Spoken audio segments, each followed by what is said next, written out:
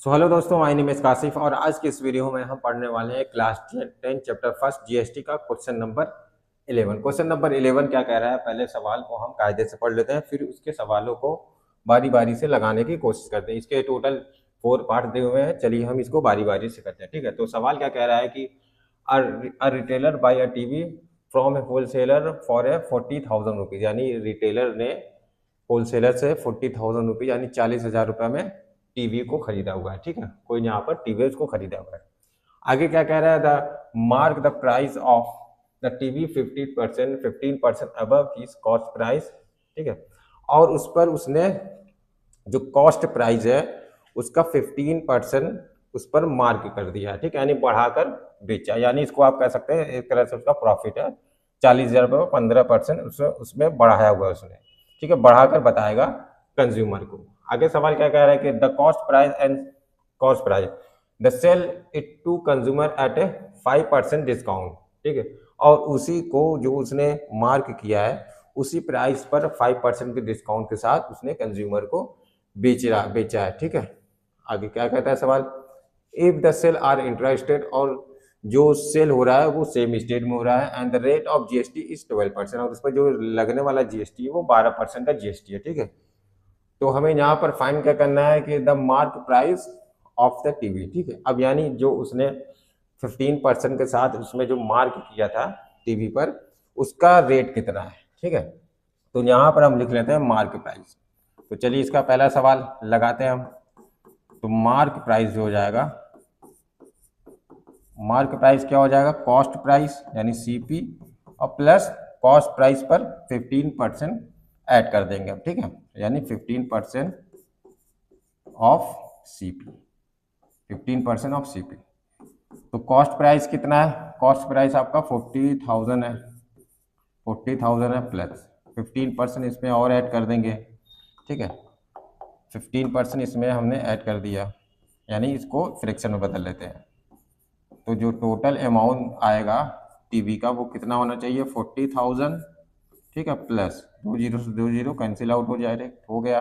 ठीक है, और यहाँ हो जाएगा 15 4 जा 60 होता है, तो 60 यहाँ लिख लेंगे, और यहाँ पर क्या हो जाएगा, 2 जीरो बढ़ा देंगे, 1 जीरो बढ़ा देंगे। ठीक है, 2 जीरो बढ़ा देंगे, तो जो टोटल जो प्राइस हो गया टीवी का वो कितना हो जाएगा, 46,000 रुपये। ठीक है, कितना हो जाएगा, 46,000 रुपये, यानी 4,600 क्या है, मार्क प्राइस है। ठीक है, इतना हो गया आपका, यानी मार्क प्राइस यहाँ लिख लेते हैं शॉर्टकट में, मार्क प्राइस। ठीक है, अब चलिए अब हम आगे चलते हैं। अगला सवाल क्या कह रहा है यहाँ पर, the amount which the consumer पे फॉर द टीवी। ठीक है, अब वो अमाउंट हमें निकालना है जो कंज्यूमर ने टीवी को खरीदने के लिए अमाउंट पे किया है। ठीक है, वो हमें फाइंड यहाँ पर करना है। तो चलिए उसको भी हम यहाँ पर फाइंड कर लेते हैं। सवाल नंबर 2 यहाँ पर हम लिख लेते हैं, पार्ट 2। चलिए लिखते हैं। तो अब देखिए उसमें क्या है, ये जो सेलिंग प्राइस है, ये जो मतलब बताएगा शॉपकीपर, जो बताएगा 46,000 रुपया यानी 46,000 रुपीज, वो क्या है, इसका सेलिंग प्राइस है, और इस पर ही वो क्या करेगा, 5% का डिस्काउंट देगा शॉपकीपर। ठीक है, तो शॉपकीपर यानी जो कंज्यूमर पे करेगा वो कितना अमाउंट पे करेगा उसमें हम लिख लेते हैं। ठीक है, तो कंज्यूमर पे, कंज्यूमर पे, कंज्यूमर को कितना पे करना चाहिए। ठीक है, देखिए 46,000 पर 5% का डिस्काउंट उसको मिलेगा। ठीक है, 5% का डिस्काउंट मिलेगा, इसको डायरेक्ट फ्रैक्शन में बदल लेते हैं हम। ठीक है, और यहाँ पर लिख लेते हैं 46। ठीक है, चलिए इधर से करते हैं हम, 46,000 रहेगा यहाँ पर माइनस। ठीक है, 2 जीरो से 2 जीरो यहाँ पर हम इसको कैंसिल आउट कर देंगे, अब 5 का मल्टीप्लाई कर देंगे। ठीक है, तो 5 से गया 30 हो जाएगा, और 5 4 जा 20। ठीक है, और 20 और 3 हो जाएगा आपका 23 हो जाएगा। ठीक है, 23 यहाँ पर लिख लेंगे, और यहाँ पर हमने क्या बढ़ा दिया, 1 जीरो और बढ़ा दिया, इसका ये वाला जीरो हमने लिख दिया। ठीक है, तो यानी अब देखिए, अब जो टोटल यानी जो कंज्यूमर पे करेगा वो कितना पे करेगा, 2 जीरो यहाँ बढ़ा देंगे। ठीक है, अब यहाँ देखिए 10 में से 3 गया, कितना बचा, 7 बचा। ठीक है, अब यहाँ देखिए 5 बचा, क्योंकि वो उसको एक बोरो दे दिया था, तो यहाँ 5 में से 2 गया, कितना बचा, 5 में से 2 गया आपका 3 बचा। ठीक है, और 4 तो यहाँ एज इट इज उतार देंगे। यानी जो कंज्यूमर है वो इतना अमाउंट पे करेगा, यानी क्या करेगा, 5% डिस्काउंट जब उसको मिलेगा तो 43,700 रुपीज़ उसको पे करना पड़ेगा, ठीक है। और इस पर देखिए जीएसटी भी पे करेगा, ठीक है। अब जीएसटी रेट ऑफ जीएसटी क्या है यहाँ पर, ऑल्सो ही पेड जीएसटी भी यहाँ लिख लेते हैं, तो जीएसटी भी लिख लेते हैं जीएसटी, ठीक है। 12% के साथ जो जीएसटी पे करेगा वो क्या होगा यहाँ पर, तो इसको भी हम लिख लेते हैं 43,700 पर 12% का जीएसटी भी पे करेगा, ठीक है। तो यहाँ से दो जीरो कैंसिल आउट हो गया, तो हो जाएगा आपका 12 से बन जा, हो जाएगा आपका 48 का 4 कैरी आया 8 आया, ठीक है। और 4 3 जा आपका हो जाएगा 36 और 8 हो जाएगा आपका 44 कैरी आया 4, ठीक है। 4 8 जा 48 और 4 कितना हो जाएगा 52, ठीक है। यानी इतना वो जीएसटी भी पे करेगा, ठीक है, इतना वो जीएसटी भी पे करने वाला है, ठीक है। ये है आपका इतना 5,240 रुपीज़ का जीएसटी भी पे करेगा, यानी टोटल कंज्यूमर कितना अमाउंट पे करेगा, यानी टोटल अमाउंट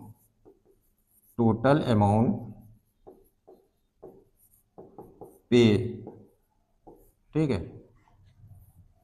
टोटल अमाउंट जो पे करेगा कंज्यूमर वो कितना पे करेगा, देखिए जो यहाँ पर ये तो अमाउंट पे ही करेगा, यानी 43,700 तो वो पे ही करेगा, साथ ही साथ जीएसटी भी उस पर पे करेगा, 12% के साथ जीएसटी हो जाएगा 5,244, ठीक है। इतना वो जीएसटी पे करने वाला है, ठीक है। तो इसको यहाँ पर हम लिख लेंगे, तो 4 इसको ऐड कर लेंगे, ठीक है। और यहाँ पर हो जाएगा 5 और 7 और 2 9 हो जाएगा आपका, यहाँ पर 5 और 3 और 5 8 हो जाएगा, और यहाँ पर 4 हो जाएगा, ठीक है। यानी 48,944 रुपीज़ पे करेगा, यानी कितना 48,944 रुपया कंज्यूमर पे करेगा टोटल टीवी को खरीदने के लिए, ठीक है। चलिए यहाँ तक उम्मीद है आपको समझ में आया होगा। चलिए अब हम आगे चलते हैं। आगे चलने से पहले हम यहाँ पर जगह को थोड़ा सा क्लियर कर लेते हैं, ठीक। चलिए अब इसको हम थोड़ा सा छोटा करके इसमें साइड में यहाँ पर कर देते हैं, ताकि ज़रूरत पड़ने पर हम इसको देख पाए, ठीक है। चलिए अब आगे करते हैं हम। अब तीसरा सवाल यहाँ पर क्या कह रहे हैं कि the amount of tax under GST paid by retailer to the central government. अब रिटेलर ने सेंट्रल गवर्नमेंट को कितना टैक्स पे किया है, ठीक है। यानी एक तरह से आप कह सकते हैं ये क्या है, सीजीएसटी है। सीजीएसटी कितना पे किया है उसको भी यहाँ पर हम कैलकुलेट कर लेते हैं, ठीक है। तो देखिए टोटल जो जीएसटी निकला है वो कितना निकला है, यहाँ पर आपका जो कंज्यूमर ने जीएसटी दिया है वो कितना दिया है 5,244 रुपीज़, ठीक है। इसमें वो भी जीएसटी शामिल है, जब उसने रिटेलर ने होलसेलर से खरीदा था तो पैसा उसने भी कुछ दिया था, ठीक है। और वो होलसेलर ने जीएसटी के रूप में गवर्नमेंट को जमा कर दिया, वो आपका क्या हो जाएगा, वो आपका इनपुट जीएसटी था, ठीक है। अब चलिए हम इसको यहाँ पे निकालते हैं कि रिटेलर ने कितना अमाउंट पे किया है सेंट्रल गवर्नमेंट को, ठीक है। तो चलिए तो देखिए रिटेलर क्या करेगा, वो प्रॉफिट पर जीएसटी पे करेगा। किस पर करेगा, प्रॉफिट पर जीएसटी पे करेगा, उसको जितना प्रॉफिट हुआ है उस पर वो जीएसटी पे करेगा, ठीक है। तो यहाँ देखिए प्रॉफिट उसने 43,700, यानी इसको जो प्रॉफिट हुआ है, प्रॉफिट वो कितना हुआ, देखिए 40,000 रुपये का उसने खरीदा था, इतने का बेच दिया, यानी 43,700 रुपीज़ का क्या है, बेच दिया है, ठीक है। खरीदा था कितने का, 40,000 रुपये का खरीदा था, ठीक है। 40,000 रुपये खरीदा था, तो टोटल उसको प्रॉफिट कितना हुआ 3,700 रुपीज़ का उसको क्या हुआ है, प्रॉफिट हुआ है, ठीक है। अब इसी प्रॉफिट का वो क्या है 6% सीजीएसटी पे करेगा, ठीक है। तो जो सीजीएसटी पेड बाय रिटेलर है यहाँ पर सीजीएसटी पेड बाय रिटेलर, ठीक है। रिटेलर कह दीजिए या शॉपकीपर कह दीजिए जो भी, तो यहाँ रिटेलर है। तो देखिए प्रॉफिट का क्या करेगा, प्रॉफिट का 6% पे करेगा ये, ठीक है। तो प्रॉफिट कितना हुआ 3,700 रुपीज़, और इस पर वो 6% जीएसटी पे करने वाला है, ठीक है। तो जो 2 जीरो यहाँ पर कट गया, तो 6 से 1 जा कितना हो जाएगा 42, कैरी आया 4, और 6 3 जा 18 और 4 कितना हो जाएगा आपका 18 और 4 22 हो जाएगा, ठीक है। यानी जो कंज्यूमर यानी जो रिटेलर है वो 222 रुपये SGST यानी सॉरी CGST सेंट्रल गवर्नमेंट को पे करेगा, और इतना ही वो SGST स्टेट गवर्नमेंट को भी पे करने वाला है। ठीक है, तो चलिए यहाँ तक तो हमारा तीसरा पार्ट हो गया, दूसरा पार्ट हो गया यहाँ पर। ठीक है, the amount which the consumer पे फॉर टीवी, ये दूसरा होगा, ये तीसरा था। ठीक है, यहाँ पर इसको तीसरा लिख लेते हैं। अब चौथा इसका पार्ट क्या कह रहा है कि the amount of tax under GST receive by state government. इसका 4 पार्ट भी लिखा लेते हैं। तो चौथा इसका पार्ट क्या कह रहा है कि the amount of tax under GST receive by state government. ठीक है, अब वो हमें SGST निकालना है जो स्टेट गवर्नमेंट ने पाया है। ठीक है, तो देखिए टोटल आउटपुट GST जो होता है उतना ही टैक्स क्या है, स्टेट गवर्नमेंट है या सेंट्रल गवर्नमेंट ने उतना ही पाएगा। ठीक है, तो जो टोटल आउटपुट टैक्स निकला है यहाँ पर क्या निकला है आपका 5244 रुपीज। ठीक है, इतना ही अमाउंट क्या है स्टेट गवर्नमेंट भी लेगा लास्ट में, यानी ओवरऑल में। ठीक है, इसमें वो भी पैसा शामिल है जो रिटेलर ने खरीदते टाइम होलसेलर को दिया है, GST का ये जो दिया है, SGST का ये या CGST का ये, और वो भी इसमें शामिल है जो रिटेलर ने खुद दिया है। ठीक है, पहले क्या दिया था उसने होलसेलर के जरिए से दिया है SGST या CGST, फिर क्या रिटेलर ने खुद दिया है जब उसने प्रॉफिट कमाया किससे, कंज्यूमर से। ठीक है, तो जो टोटल ओवरऑल निकलेगा आपका यहाँ पर, जो ओवरऑल स्टेट गवर्नमेंट के पास जो GST जाएगा वो कितना जाएगा 5000 the amount of tax receive CGST यहाँ लिख लेते हैं, सॉरी SGST रिसीव। ठीक है, रिसीव कितना रिसीव किया यहाँ पर, रिसीव बाई स्टेट गवर्नमेंट। ठीक है, स्टेट गवर्नमेंट यहाँ पर आई तो कितना है यहाँ पर 5244 रुपीज यहाँ पर उसने रिसीव किया हो। ठीक है, तो उम्मीद है ये वीडियो आपको समझ में आया होगा। मिलते हैं नेक्स्ट वीडियो में।